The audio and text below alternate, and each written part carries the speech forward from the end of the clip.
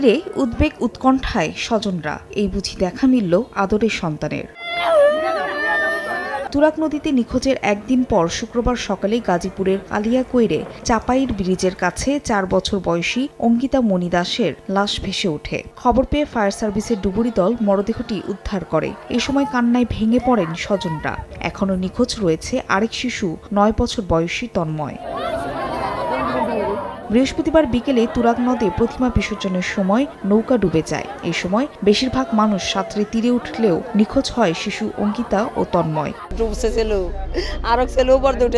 আমি সেলুর বাড়ি খেয়ে আমি অনেক দূরে পড়ে গেছি আর কিন্তু বাচ্চাটারে আমি ধরতে পারি না। যেই নৌকাটা ডুবে গেছে সেই নৌকাটাকে আইডেন্টিফাই করেছি এবং নৌকাটাকে বাদ দেওয়া হয়েছে।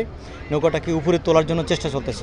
অন্যদিকে নওগাঁর মহাদেবপুরে আত্রাই নদীতে প্রতিমা বিসর্জনের সময় নৌকা থেকে পড়ে নিখোঁজ হয় রনি নামে এক কিশোর। তাকে উদ্ধারে অভিযান চালাচ্ছে ডুবুরি দল। পড়ে যাওয়ার পর থেকে নিখোঁজ, বিভিন্নভাবে খোঁজাখুঁজি করা হচ্ছে।